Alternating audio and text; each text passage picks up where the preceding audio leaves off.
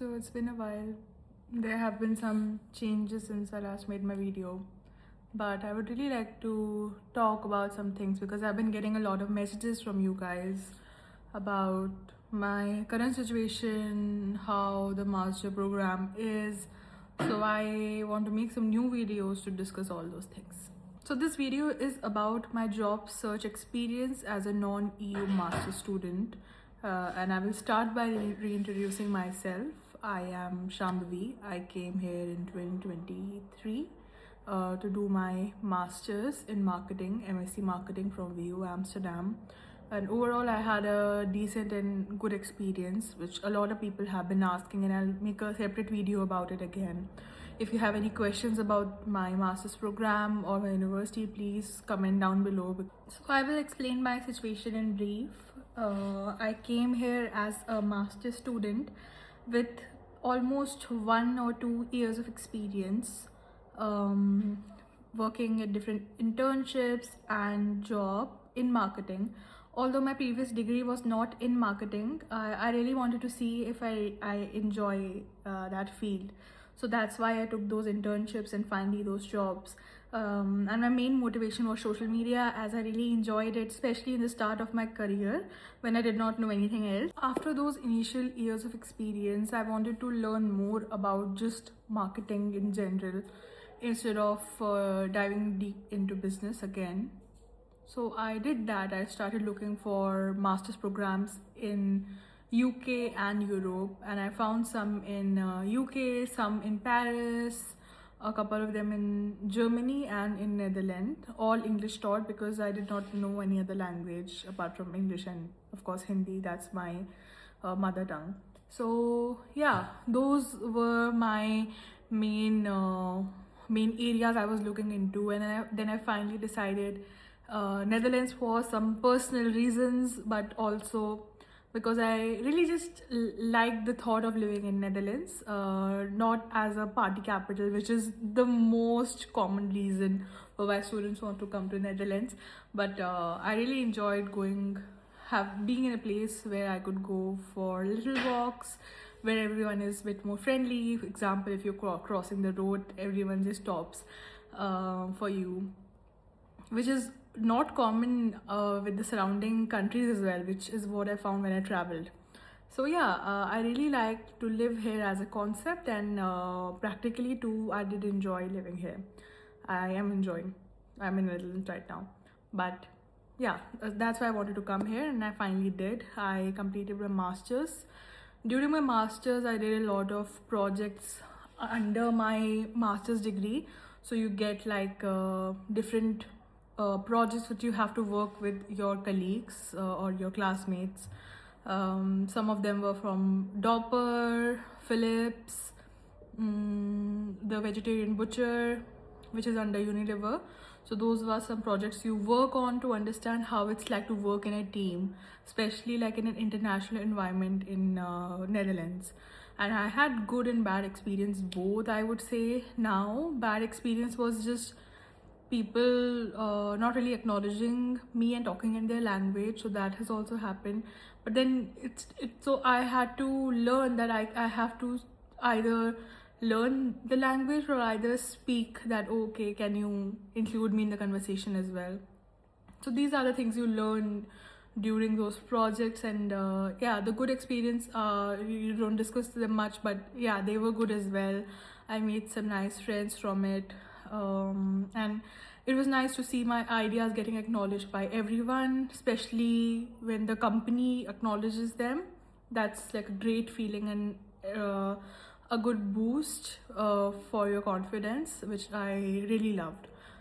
Apart from that, after my masters, I started my internship at a company. It was like a 7 months internship, 7 to 8 months internship, and it was not related to my masters, or I did not have to be in a master's program to be in that internship, which is not the case for most internships in Netherlands, which is I am going to talk about more in the further section of the video about that expectation and how it's kind of unfair for most non-EU students, the internship part. But yeah, I got that internship and I learned a lot of things. I was managing a big chunk, or mostly a whole of social media and other parts of marketing as well, some of the internal communication part as well, which made me experience everything. And which is the reason I got the current job I have, because my boss needed someone who knows everything, or have done multiple things at the same time, and I did that.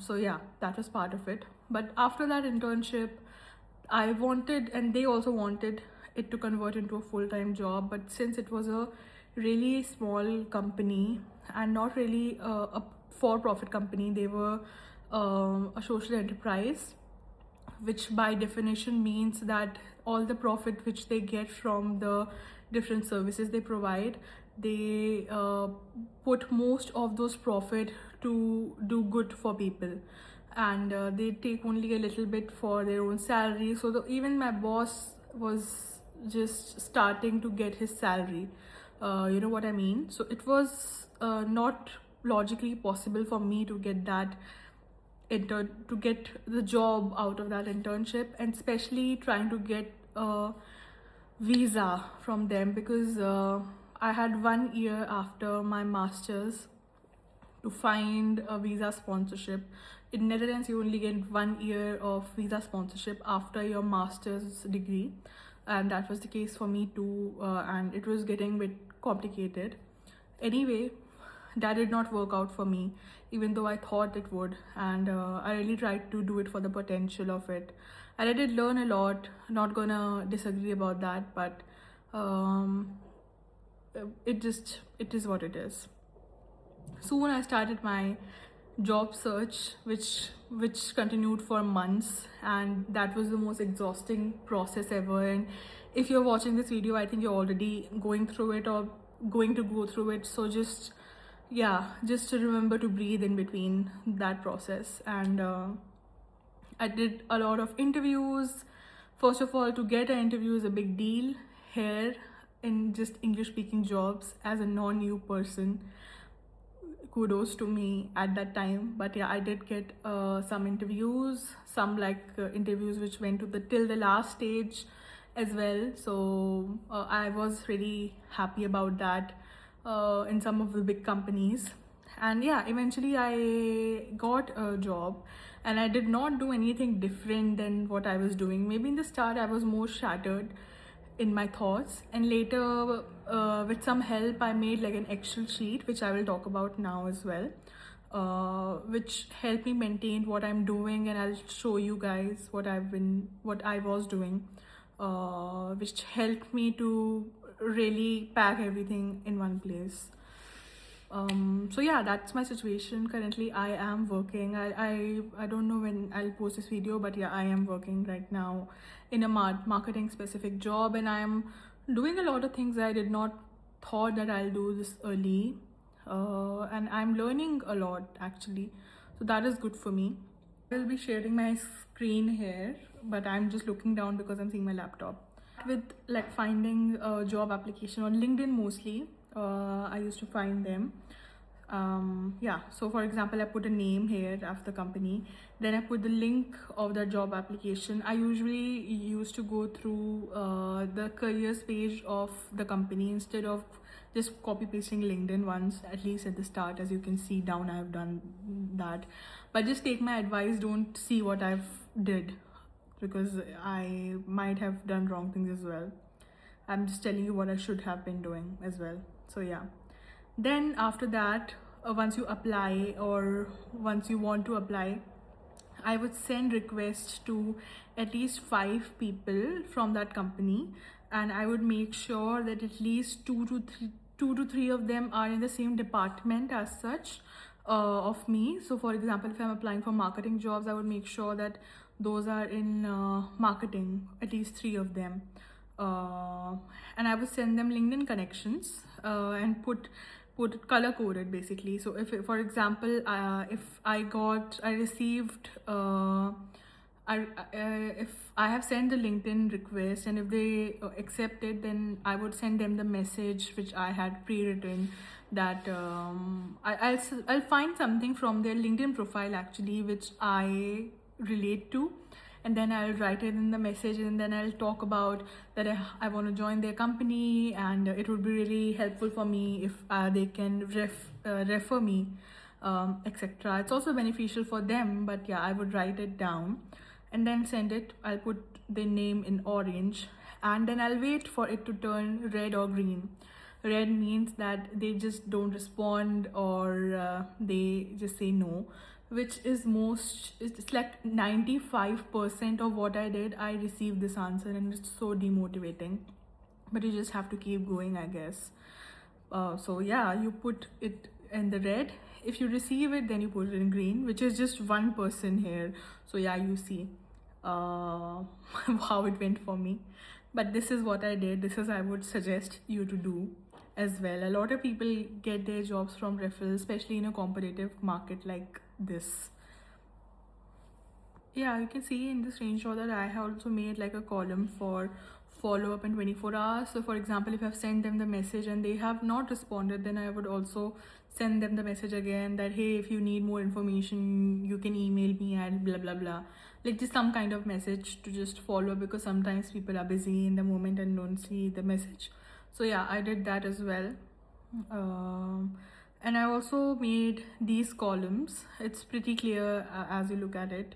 I tailor made my resume, and made sure that I'm using the right keywords as well. Now I used AI for a lot of it. What I mean is I did not just copy paste. I copy pasted the whole thing and I put it and asked them for the right keywords and stuff. But I edited my resume by myself. I did spend that time at each company to really tailor make that resume. So that I did. I would not advise you to just copy paste whatever LinkedIn has ChatGPT has suggested you, because a lot of companies have been receiving these kind of resumes, and especially cover letters, and they are fed up of it as well. So this way is a bit better, that you are using it for your own personal help, but the output the company receives is much better. So yeah, that's what I did. I would also use a cover letter and tailor make it according to the job I'm applying. My niche was storytelling. I was sticking to that niche, so I made sure that I use that in my cover letter. So I'll start with a story or something, and even during my interviews, I made sure, it might sound stupid, but I made sure that I tell at least one story to each interviewer about some topic. And yeah, it sounds so foolish sometimes how I just made up things about my childhood, but I did, and just connected it to some part, and it just sounds like LinkedIn bullshit, but I think it just helps you connect with the person, and it's easier for them to understand your skills while you're telling a story, and then they also appreciate your storytelling skills. So yeah, that's what I did. Apart from it, I also made this column for the submit thing, and yeah, then I also made this columns of skills I knew from the job descriptions. So I wanted to also maintain that what do I know and what I don't know from the job description, so that I can also upgrade my skills and also see, okay, so these are the most common skills throughout this like 20 jobs. So I should really put that in highlight in my resume. And okay, these are the skills which I don't have at all, and these are coming in a lot of job applications. So I should learn those skills, or try to learn those skills, or highlight them. So those are the things which I followed. Now, if I get a no, I would also write the reason for it. And sometimes it's as stupid as the job no longer exists, and sometimes company put a job on LinkedIn just to get attraction and more engagement, and they don't take it off. So sometimes it was just that. and sometimes it was real reasons like not knowing Dutch or not having enough experience. Most of the times the company will be very like not very clear with you what the reason is, and that can be an issue because you have spent a lot of time from your side.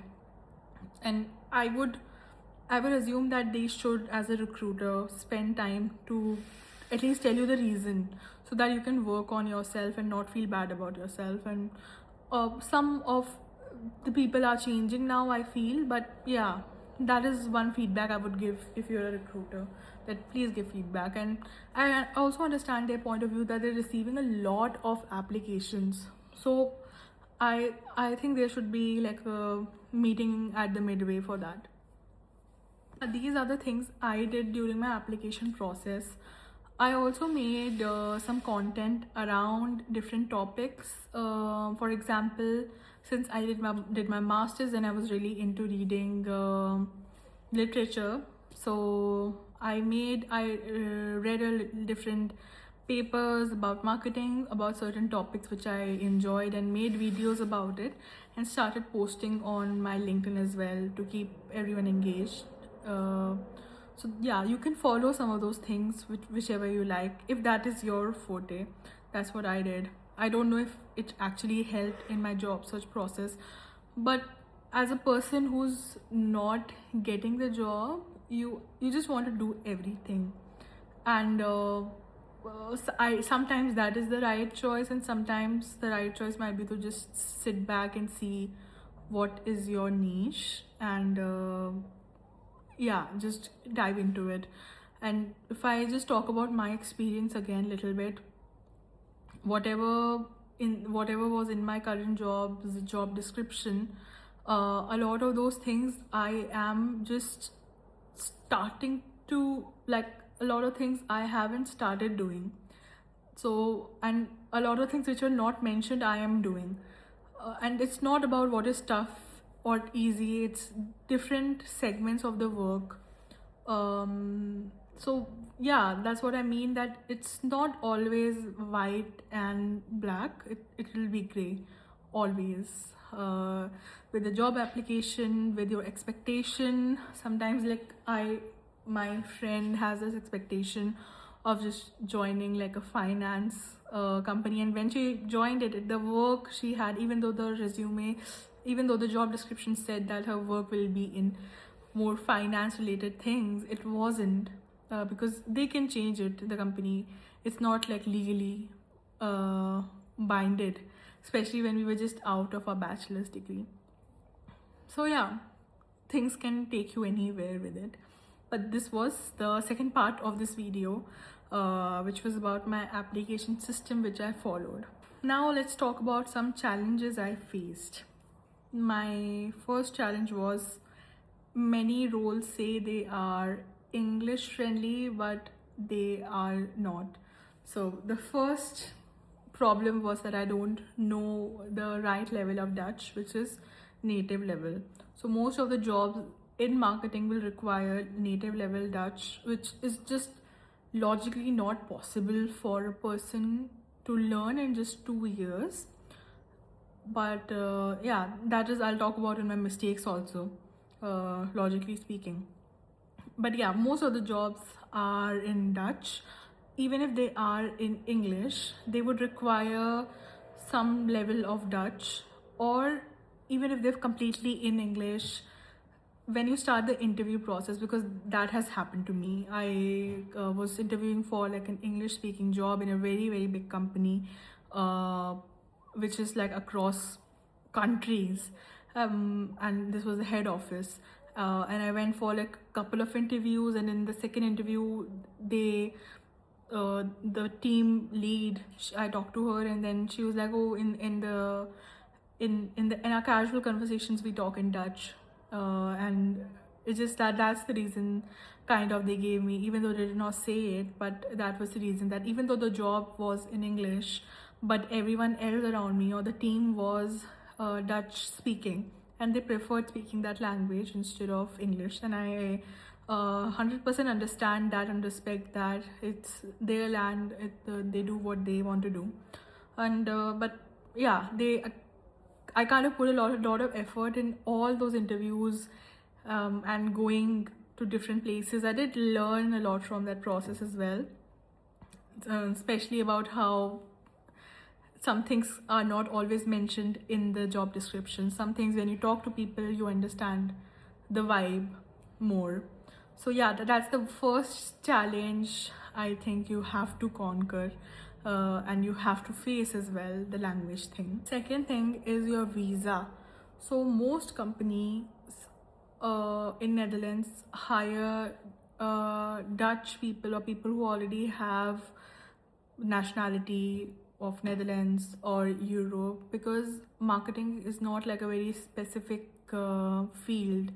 It's not very niche in that sense, and a lot of people in Europe or Netherlands already know marketing quite well through their master's degree or through their experience. So they do not have to go to other countries, non-EU countries, and hire immigrants or expats to fulfill that duty for them, which is a common case in some fields in engineering, that a lot of people, especially like Indians, get hired in Europe, especially Netherlands, and get a visa. So yeah, that is one big difficulty you'll face.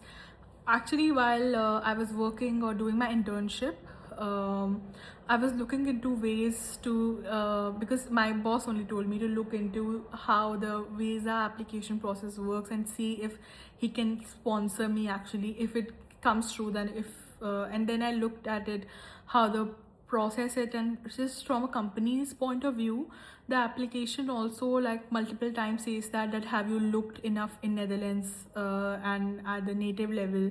And if you have looked enough and you really can't find that person, then only you go outside of Netherlands and try to find people from outside and invite them to this country.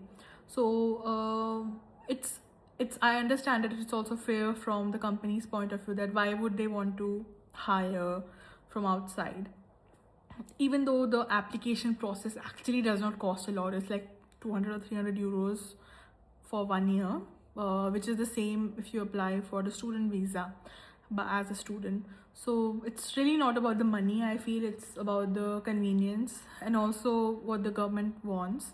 So that's one challenge in the job search process. And also, coming to the internship part, this is the third point about the challenge. Listen, this internship thing is a bit rigged, I feel, and some of you might agree. I'll give you a step by step example of it. So, you, as a non EU student, first of all, you pay a much more higher amount. Also makes sense, but you do pay much more higher amount than a EU student. And then when you're doing your masters, you start to look for internships. Now most internships, especially like non-technical internships, will want you to work for 40 hours a week. Now legally you can only work for 16 hours a week, but that can be arranged, and no one will tell you this. You have to figure it out yourself first of all. But you can create like a deal between, like a document or a agreement between the university, you, and the third person, that okay, you can work 40 hours a week, which is very very tough but doable. I knew people who were working like 38 hours a week and doing their masters, and they passed even though they failed in between, but everyone did. So that's not an issue. But yeah, you can do that, that's an option. But most of the people don't do that because it's hectic for most of us, and it was for me as well. And I did not go through that path. So yeah, during your masters you just did not do the internship, or during at least your classes, and then after the classes you start applying for internships, where you can work 40 hours a week, or just after your thesis you start doing that.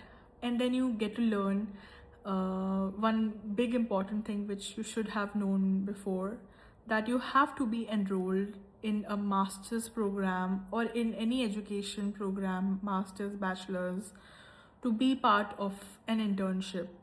in most of the big companies that is the truth. I don't know how I got lucky, and that because I was just working with one person, so I could do that. It was not a big company, and most people want to do an internship in bigger companies because those are the companies which will sponsor you. So yeah, that chance of getting an internship, first of all uh, get you get that internship, but then you realize, okay, you can't because it's not possible without being enrolled, and now you have already passed your masters. Most EU students or most Dutch students just re-enroll in their program or extend 1 year, which is possible for them because they're paying like 2,000 euros per year. So it's much cheaper for them to do that, and they do that a lot. I knew a couple of people who did that, and it went really good for them because they were able to focus more on their master's program during the time, and then they got like better internships, and yeah, later they just enrolled for with the small amount, and they were able to continue their internship, and then they got their degree at the second year instead of the first, basically. And that sounds great, but it's just not possible for most of the people, and I think everyone should be aware of that. So yeah, what I would probably suggest is just fighting it more. Like if you want to relax and be stable at first, but that's not possible, unfortunately, for a lot of people. And you have to, even before your masters start, I feel you have to start looking for work around. And it's also tough because internships don't really pay well in Netherlands. You get like 400 or 500 euros a month, and if you work at Uber Eats or like McDonald's or like a store Albert Heijn or anything, you get like 200 2000 to 2500 for same 40 hours. So you get much better pay working a daily job or daily like a non-professional job than doing an internship. So most people choose the second option also, logically speaking, because it is expensive living in a country like this. So yeah, it makes sense why they would choose it. So these are some things you should be aware of, and weigh your options way earlier than you come. I think you should already be prepared of what path you want to take before you come here, and already see like opportunities of internships. And I gave this advice to some people, and they actually, when I saw their LinkedIn profile, they were actually started working after a few months. So I'm glad they took that advice as well. And yeah, that's one advice I would always give. One more challenge, and this is the, I think, the last challenge, is that, and yeah, this might sound like I'm being cynical, but I have seen this in multiple. I'm a big Reddit user, by the way. So I've seen this in multiple posts in Netherlands subreddit, and especially like study at Netherlands subreddit as well. Going through the comment section, and also from real life experience that so for example, if a job gets posted, a lot of Indian people, especially from India, who need like a visa sponsorship, for example, even for the specific time, they apply, and they apply in bulk. I mean, a lot of us apply, and that gets overwhelming for the recruiters. So what they've started to do is just ignore the names that sound more ethnic like that. And I don't know if it's right or legal or what, but that is just the truth that some recruiters are doing that. Now if you are a recruiter or in person in HR, you would be able to tell better if you are also doing it, or if you have also noticed this. But this is what I have seen from a personal experience of someone I know, and also from things I've read on Reddit, which is always true. Reddit is always true. But yeah, those are the things. And if you have, and like the from the personal thing, this person had like some Indian people already in the company, and when a new job was posted, the recruiter was like, oh, we already have so many Indian people. So he was just ignoring the application of the Indian people. Now, if I put it in any other context, that will sound really bad, right? But yeah, it just, I think we don't retaliate enough or much. We're just kind of like that as a community. And as one person, you can't really change anything. You can just move around the system. That's what we have learned, and I think that's what I would suggest you to as well. Just, but you can't really do anything about it. But it is a challenge. There's no solution for some challenges, but I just want you to be aware that these challenges exist, and I don't want to sound cynical again, but it is what it is. Now, in this part of the video, I want to answer this question: did my master's degree help in me getting the job or internship? The answer is both yes and no. First of all, most of the recruiters or the companies don't care about your degree in Netherlands. And actually, like, you would assume that, oh, this university has better ranking, this one has better ranking. But if in Netherlands, people view it as, okay, so if you have done WO masters, which is like research masters, the highest level of masters in this country, which I've also done with my MSc. If you've done it from this university, it doesn't matter as long as you've done it. So those ranking doesn't matter to them. You don't automatically become a better person for them if you have done it from a better ranking university, which is a very common thing in India or Indian subcontinent. So which just didn't make sense to me, but yeah, as I moved along the process, it did. So yeah, the degree does not matter to them. What matters is the skills, and if you know how to use those skills, and if you can actually present examples of how you have used those skills. So if you are creating your resume or updating it, make sure that you are including these points as well, instead of just your degree at the top. What I would say helped me was the skills and experience I learned through my degree. For example, working with brands like Dopper and Vegetarian Butcher and presenting to the company my ideas, that was a part of the skill thing I got through my degree, and I added that in my resume as well. So this is how my master's degree helped me. But I did not get interviews just based on, okay, I've done masters. That was just like part of my overall experience. And what I think really helped is whatever work I've done previously. That was a big thing as well. So I would really suggest, if you are a person who's looking to do their masters, I would suggest having some sort of job experience before you start doing your masters. Even though, like, in my country, it is appreciated if you just start your masters after your bachelor's. That is the most common thing I see. But I would suggest going to this route. Now, I have talked about the challenges I've faced. I've talked about my personal situation. I've also talked about, yeah, everything under the umbrella of my job application process, including sharing my Excel sheet, which is not well maintained. Now I want to talk about what I would do different if I was in your place, or if I was Shambhavi from a couple of years ago.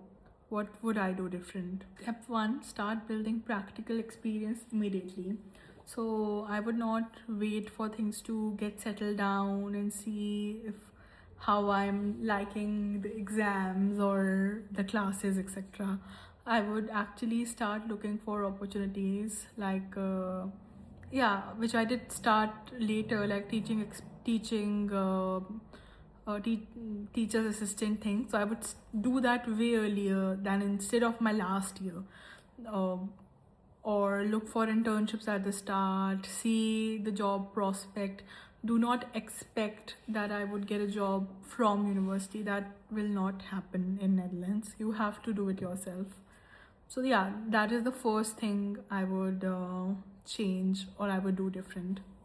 Next would be, I would start building on my personal brand way before that, because most companies appreciate people who have better followers on LinkedIn as well now. People who are able to showcase their skill. Doesn't matter what field you are in, if you're able to showcase your skills better on LinkedIn, then people appreciate you. It means that you know how to do something right. So I would also start doing that earlier in my career, which I started later. I mean, I did start, but then I stopped, and then yeah, I would not stop if I was in your place. Third is apply smarter, not just more. So instead of bulk applying to or having like goals like apply to 100 applications in one day would not help you at all, because you're really exhausting yourself, and you have to remember that at the end of the day you're just a human being, and you can't like churn out the same thing again and again on the paper, and then just when you get rejected you feel like crying because you did put effort but you put it in the wrong way.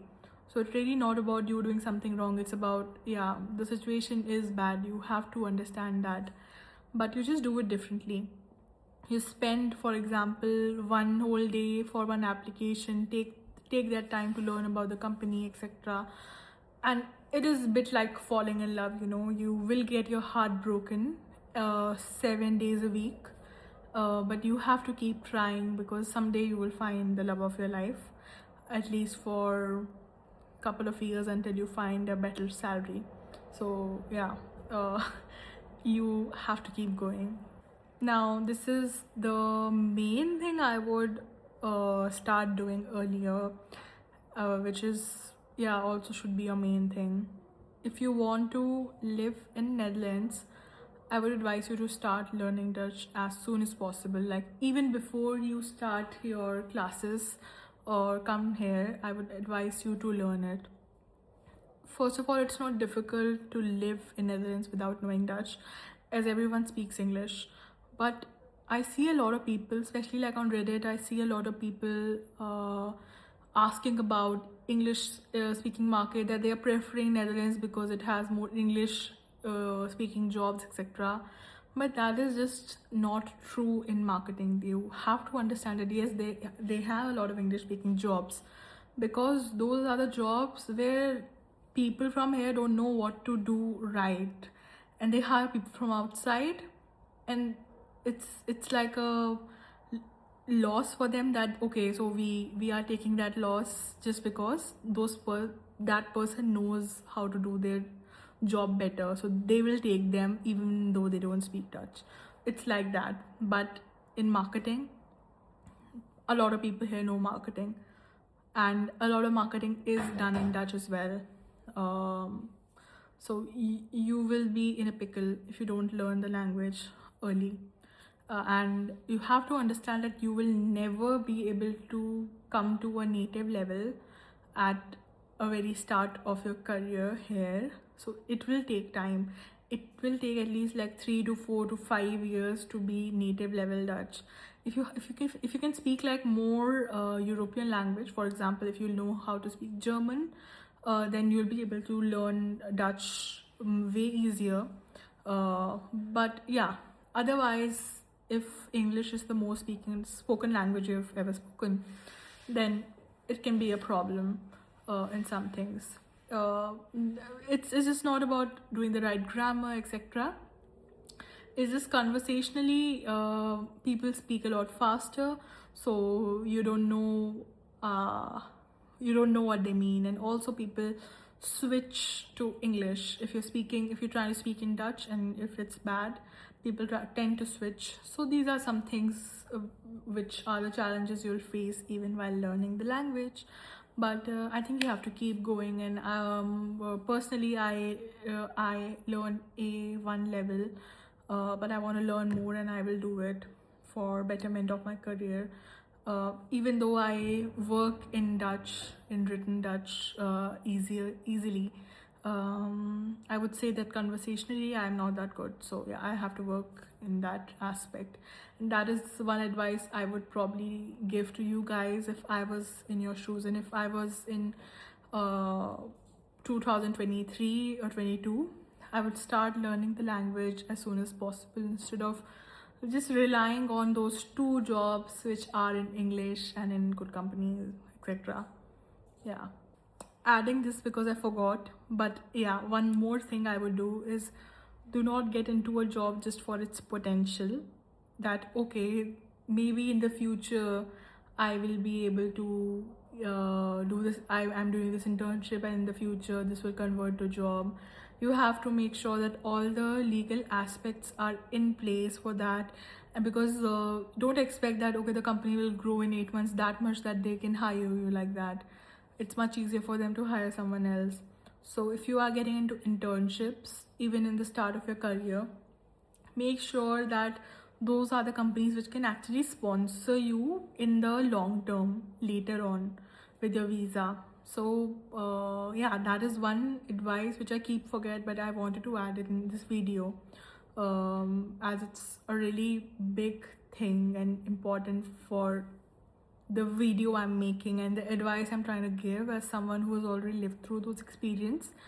And I am not just beyond this point, I'm still like behind the finish line. I've not finished this race already, and I don't know if I will ever. It will just keep on going. I think it's like that for everyone, but I hope these things helped you in any way or any way possible. And if you have any questions about the job prospects or about my application process, if you want me to share something else about my masters, about my experience in Netherlands, please do write to me in my comment sections. I will reply, or I will make a video about it answering all those questions. But yeah, thank you for listening to me rant about my job search of about like almost 1 year of just completing my internship to getting the job. But yeah, thank you, and I hope I see you again. And please do like, share, and comment on this video. It's been a while since I spoke that. I don't know if you guys share my video. I think you just at least like it. Okay, bye.